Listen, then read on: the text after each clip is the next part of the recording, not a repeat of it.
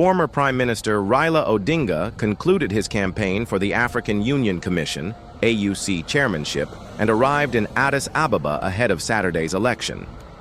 After nearly a year of lobbying, Raila wrapped up his campaign on Wednesday in Bujumbura, Burundi, where he met with President Evariste Ndayishimiye.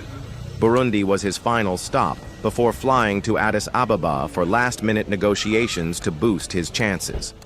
I concluded my campaign activities in Bujumbura today.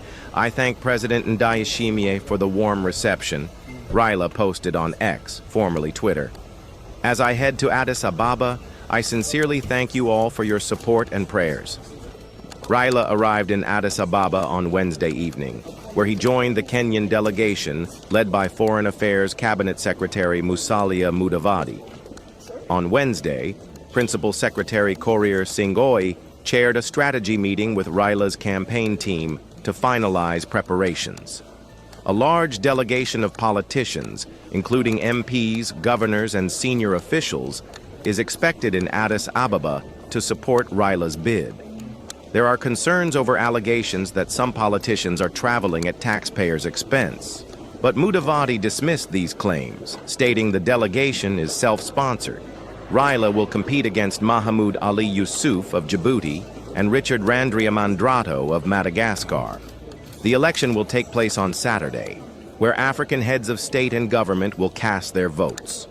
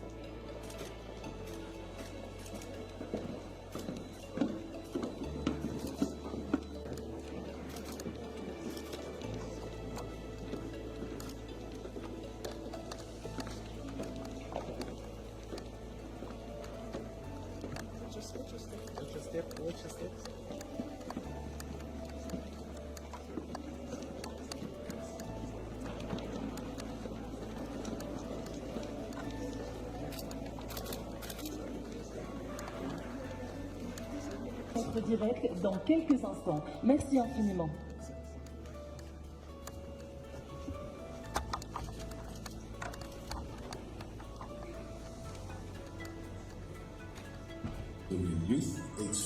2024, representing nearly 20% of Africa's population and making up 1/5 of the world's youth population. With this demographic in mind, the African Union has prioritized the development and empowerment of the continent's youth through the adoption of the African Youth Charter, which is all-inclusive in its scope and approach.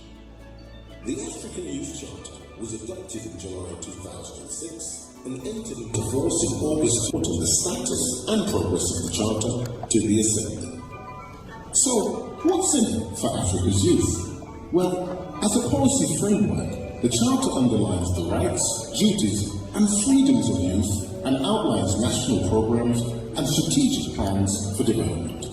As a tool, it also ensures development agenda so that their issues and priorities can be better mainstreamed in policies and programs.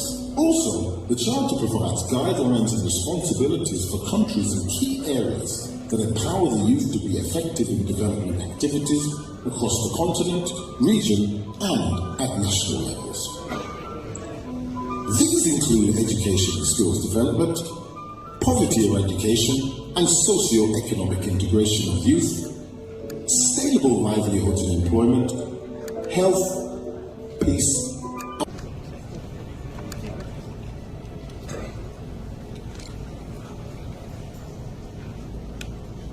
governance and the rule of law are central tenets to Africa's sustainable development.